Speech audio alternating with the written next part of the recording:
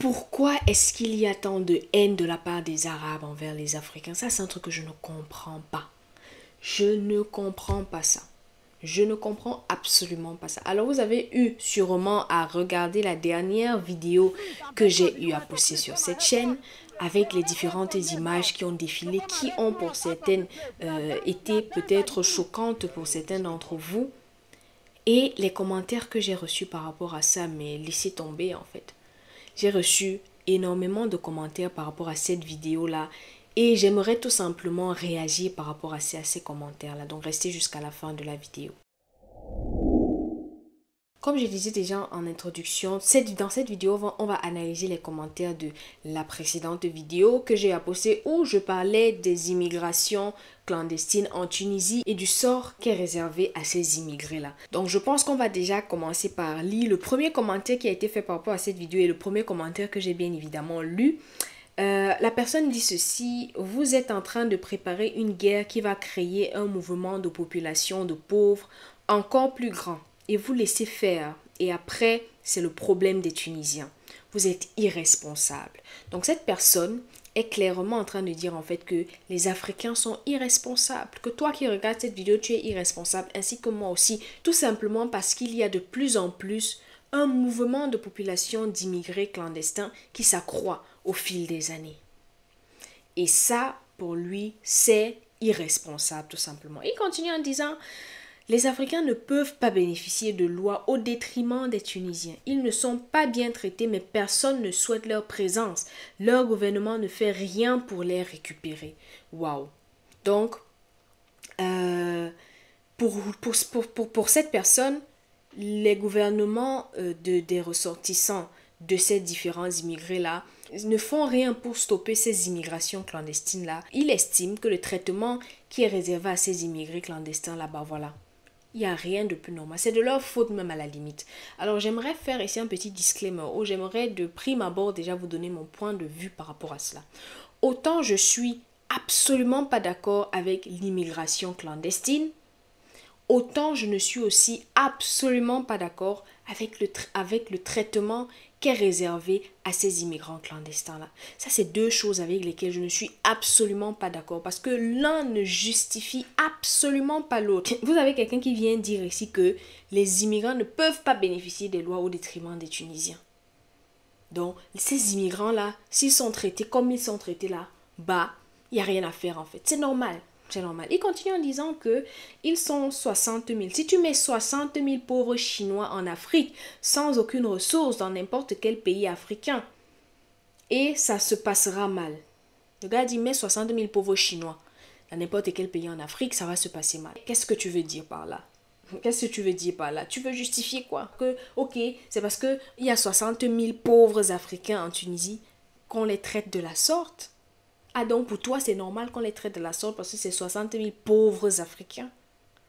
Il continue en disant: les forces étrangères ne peuvent pas forcer la main à un pays arabe. Waouh! Et c'est justement parce que j'ai posé, et c'est justement la raison pour laquelle j'ai posé cette question en introduction. Ce gars dit que les forces étrangères ne peuvent pas forcer la main à un pays arabe. Donc ces pays-là se considèrent plus arabes qu'africains. Avant d'être africains, ils sont d'abord arabes. Souvent même, ils ne sont même que arabes. Il dit, ne peuvent pas forcer la main à un pays arabe contrairement à la CEDEAO, les Maghrébins sont indépendants. On nous a refusé un prêt. Bon, là, je ne sais pas de quoi il parle. Eh bien, les Africains se sont fait expulser dans le désert. Le chantage ne marche pas avec nous. Bien à vous, madame. Ok. Pour lui... Quand je lis ça, en fait, j'ai l'impression que pour cette personne, c'est normal que les Africains se soient fait expulser dans les déserts parce qu'ils sont en situation irrégulière. Pour lui, c'est normal que ces Africains-là soient traités comme du n'importe quoi. Je dis qu'on les traite comme du n'importe quoi, comme s'ils étaient des animaux. Des fois, les animaux sont même mieux traités que ces gens-là. Mais pour lui, c'est normal. Donc pour lui, en fait, c'est normal qu'on mette à la porte, qu'on mette dans le désert. C'est-à-dire, des deux côtés, c'est bloqué. La Libye a fermé. La Tunisie les met dehors. C'est pour qu'ils aillent où? Dites-moi un peu. C'est pour qu'ils aillent où? C'est pour qu'ils aillent où? On a l'impression que ce ne sont pas des humains. On a l'impression qu'on a affaire là à des animaux. Je ne comprends pas. On continue avec le prochain commentaire. il y a quelqu'un qui vient dire ici, si on va dans un pays étranger sans y être invité formellement, effectivement, ça risque d'arriver. J'espère que les Tunisiens résisteront à ce chantage aux droits de l'homme. Waouh. Waouh. Ok.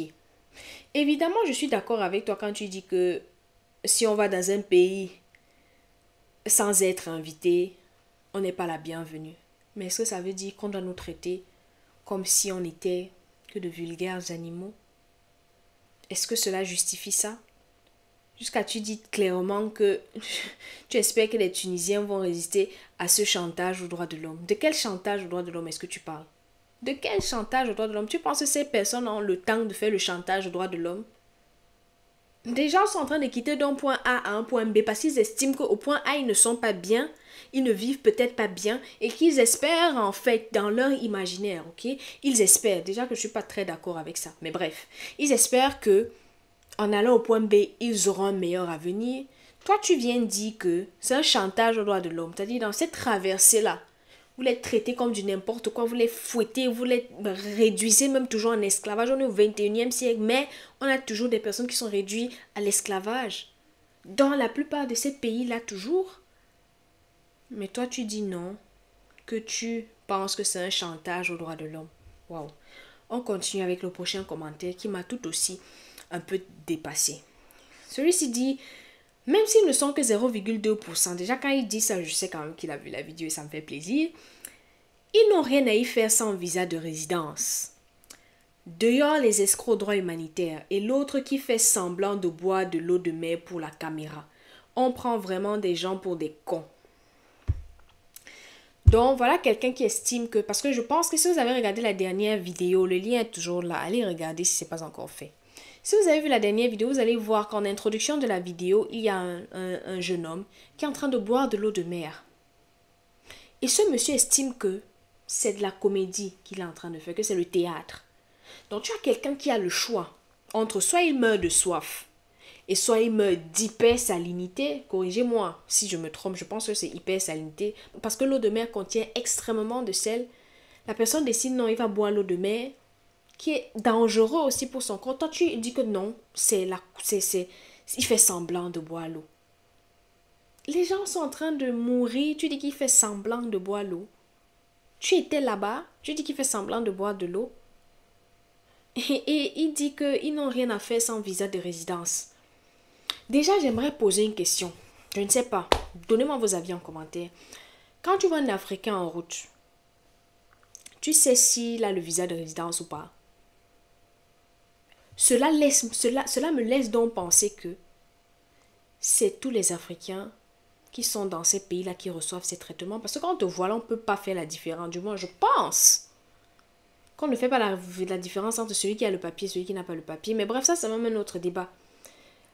Mais dehors les escrocs aux droits humanitaires. Voilà. Les gens là ont déjà dit que non, vous les Africains, vous utilisez chantage aux droits de l'homme, escroc aux droits humanitaires. Bref, vous utilisez tout ça pour qu'on ait pitié de vous. Bref, ça, j'en parlerai dans la suite de la vidéo. Mais on continue avec un autre commentaire encore. Ah, il y en a un Camerounais ici qui dit « Je suis Camerounais », il le précise. Et moi, je dis que la Tunisie ne tue personne. Vous allez chier des gens illégalement, faut assumer. Point. Vous faites chier. Ça, tu reconnais quand même que c'est un Camerounais dans sa manière de parler ici, dans sa manière d'écrire. Vous faites chier. Vous faites chier. Allez chez vous. C'est ce que ce monsieur nous dit très clairement. C'est clairement ce qu'il nous dit. Pour lui, la Tunisie ne tue personne. Dans la Tunisie, comment dire en fait, en expulsant les gens de son pays, en les laissant dans le désert, vous avez clairement vu, et vous savez, le nombre d'Africains, on ne compte plus, qui meurent dans le désert. Non, ce monsieur estime que la Tunisie ne tue personne. La Tunisie n'a tué personne. Ok. Ok. Je pense que je vais m'arrêter là dans la lecture des commentaires. Si vous voulez lire davantage de commentaires, parce qu'il y en a, allez lire dans la dernière vidéo et réagissez aussi par rapport à ces commentaires-là. Mais moi, je pense que je vais m'arrêter là. Je vais m'arrêter là parce que si je continue, la vidéo sera trop longue et ce n'est absolument pas ce que je veux. Donc, je repose encore ma question. Pourquoi est-ce qu'il y a tant de haine de la part des Arabes envers les Africains? Ces Maghrébins-là, je pense que ils ont aussi lutté pour leur indépendance au même titre que nous. Je sais pas. Les Maghrébins ont aussi lutté pour leur indépendance au même titre que nous.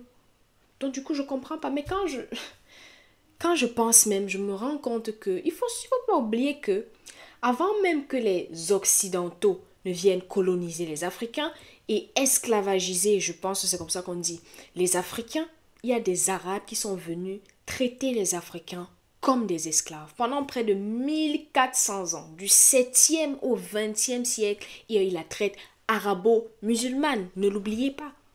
Ne l'oubliez pas. Donc je pense en réalité que dans l'imaginaire de ces gens-là, ils sont supérieurs aux Africains. C'est-à-dire, je pense qu'en fait que dans leur imaginaire, c'est ce qui les pousse en fait à avoir ce mépris-là envers les Africains. Peut-être, ce n'est que mon point de vue. Peut-être c'est ça la cause de tout cela. Peut-être c'est ça la cause de tout cela. Pour qu'il y ait ce mépris-là envers les Africains noirs. Mais laissez-moi vous rappeler en fait que je ne sais pas, peut-être je me trompe, mais quand je regarde la carte du monde et que je fais un zoom sur l'Afrique et que je vais au nord de l'Afrique, je pense que je trouve l'Algérie, la Tunisie, le Maroc, la Libye, l'Égypte. Tous ces pays-là sont encore situés en Afrique. À moins qu'il y ait un séisme qui vienne faire en sorte que les plaques tectoniques de ces pays-là se détachent du continent africain pour qu'eux, ils aillent former leur continent arabe. À moins que cela ne se passe. Mes frères, vous êtes encore des Africains. Que vous le vouliez ou non. Ok, vous êtes arabe, on n'a pas de problème avec. Mais vous êtes d'abord africains. Vous êtes d'abord des Africains. Et si on regarde même bien, parce que je ne comprends pas pourquoi il y a cette différence de mentalité là. Parce que quand on regarde bien, on fait face aux mêmes problèmes. On fait face aux mêmes problèmes de pauvreté. On fait face aux mêmes problèmes d'instabilité politique. Et j'en passe. Donc je ne comprends pas. Je ne comprends pas pourquoi il y a ce mépris-là. Je ne comprends pas pourquoi il y a cette différence de mentalité-là. Et au fil des années, je commence à croire que ces Arabes-là ont même plus de la haine envers... quand je dis les Arabes, alors je ne suis pas en train de dire que tous les Arabes sont comme ça. Absolument pas. C'est pas ce que je suis en train de dire ici. Mais il y a quand même, dans cette population, il y a quand même un certain pourcentage parmi les Arabes qui sont comme ça. On va pas se mentir. Je ne suis pas en train de dire que c'est une majorité ou si c'est une minorité, j'en sais rien. Mais au vu du traitement que reçoivent les immigrants, au vu du traitement que reçoivent les immigrants de l'Afrique noire dans ces pays-là, tout laisse à croire que voilà, il y a quelque chose. Il y a quelque chose. Donc je ne sais pas si c'est, comme je disais déjà tantôt, dû à la traite arabo-musulmane qui a laissé des séquelles, ou alors si c'est tout simplement dû au fait que depuis des années et des années, ils voient passer des immigrants qui essaient de rejoindre les côtes occidentales et du coup, c'est la goutte d'eau qui déborde le vase. Du coup, il y a ce genre de traitement. Je n'en sais absolument rien. Je n'en sais absolument rien. Je trouve tout cela désolant. Je trouve ça vraiment désolant que ce soit comme ça. Et quand je parle, vous pouvez penser peut-être que je suis en train de vouloir quémander l'amour de cette personne-là. Absolument pas. Parce qu'il y a bien une chose, et je suis d'accord avec Kémy Seba qui l'a d'ailleurs dit, nous ne quémandons pas l'amour. Nous ne quémandons pas l'amour. Tu ne vas pas forcer quelqu'un à t'aimer. La personne est libre de ne pas t'aimer. Je suis aussi libre de ne pas aimer la personne. C'est son droit le plus absolu à cette personne de ne pas t'aimer. Mais je pense néanmoins que il doit y avoir une certaine forme de respect qui devrait toujours exister lorsque deux êtres humains sont ensemble. Ce respect-là devrait toujours être là. Mais je pense qu'aujourd'hui, ce respect-là a foutu le camp quand tu vois la manière dont les Africains sont traités dans ces pays arabes-là. Même partout dans le monde, c'est comme ça que les Africains sont traités. Mais là, on est en arabe. On est en arabe. Mais là, on parle de la Tunisie plus précisément, en fait. Donc, je pense qu'il y a un manque de respect parce que je ne pense pas que si on respecte quelqu'un, on pourrait le traiter comme sont traités ces immigrants-là. Je ne pense vraiment pas. Donc, d'après vous, quelle pourrait être la raison de cette haine-là? J'appelle ça comme ça. Quelle pourrait être la raison de ce mépris-là des Arabes envers les Africains? Dites-moi vos avis dans les commentaires. Ça va vraiment m'intéresser de savoir ce que vous en pensez par rapport à tout ce qui a été dit dans les commentaires et à ce que je viens de dire ici. Mais quand j'y pense même, la Tunisie est un pays musulman. Ou bien, la Tunisie est un pays musulman. Donc je ne sais pas si dans les grandes lignes du Coran, on accepte cela, on accepte ce mépris-là. Je ne sais pas. Alors je sais, ça peut être un peu provocateur, je vous l'accorde. Mais je ne sais vraiment pas, et je ne pense pas que dans les grandes lignes du Coran, soit accepté le mépris et soit accepté le traitement qui est donné à ces immigrants clandestins-là. Et c'est une honte pour ces pays musulmans-là, pour ces pays qui se disent être pays musulmans, de traiter les êtres humains de cette manière. Je trouve ça vraiment désolant. Vraiment. Mais bon, nous n'allons pas entrer dans ce sujet. Voilà ce que j'avais à vous dire dans cette vidéo. Je voulais tout simplement réagir à ces commentaires parce que écrire en commentaire devait être long et ne devrait vraiment pas en réalité refléter ma manière de voir les choses d'une façon un peu plus élargie. Donc je pense avoir donné mon point de vue dans cette vidéo de manière très explicite, si je peux dire ça comme ça. Et je vous attends dans les commentaires, hein, les amis. Je vous attends dans les commentaires. Je suis très ravie de voir que vous réagissez et que vous interagissez avec moi dans les commentaires. Que les commentaires soient négatifs ou positifs, tous les commentaires seront toujours les bienvenus. Bien sûr, quand on reste poli, courtois et tout se passe dans le respect, bien évidemment, je les accepterai toujours. Donc, voilà ce que j'avais à partager avec vous. Dites-moi ce que vous en pensez dans les commentaires. Et jusqu'à la prochaine, portez-vous bien. Bisous, ciao.